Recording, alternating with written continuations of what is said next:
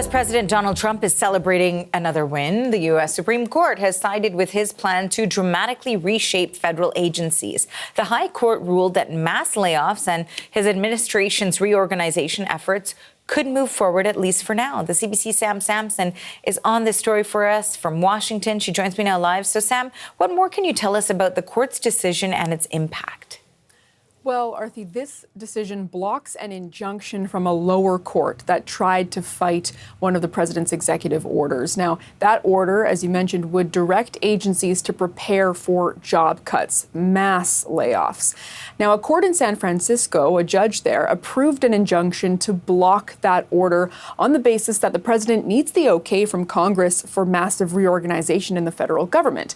Because Congress funds those agencies in question. We're talking the departments of health, the State Department, the Treasury, more than 19 different departments.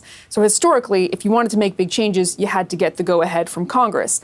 But in this case, when it came to the Supreme Court, all but one judge stayed that injunction. The decision states that Trump's administration was likely to win its arguments that the executive order was lawful. The Supreme Court clarifies its decision, focuses on the power of Trump's executive order, not about the layoff plans themselves, which are not fully prepared nor public at this point. Now, the one judge who wanted to keep that lower court injunction, Ketanji Brown Jackson, said she did not believe that the Supreme Court had all the information it needed to make a decision on this. Look at what she wrote. From its lofty perch, from the facts or the evidence, this court lacks the capacity to fully evaluate, much less responsibly override, reasoned lower court fact-finding about what this challenged executive action actually entails.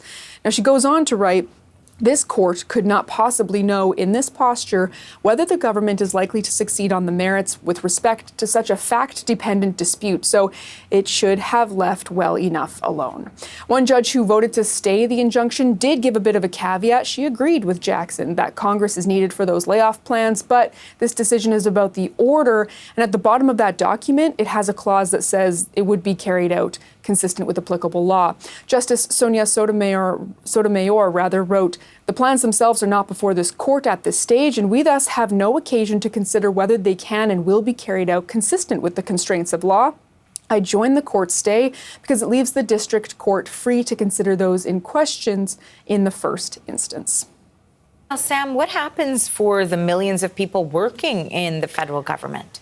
Well, now they just wait and see what happens, especially here in D.C., where the cuts are the talk of the town. Earlier this year, the Department of Government Agency, also known as DOGE, carried out federal cuts to some agencies. Remember, that was led by then-Trump ally Elon Musk.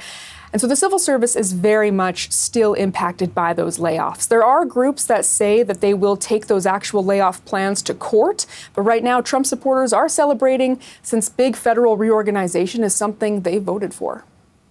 For this, Sam, that is the CBC Sam Sampson in Washington.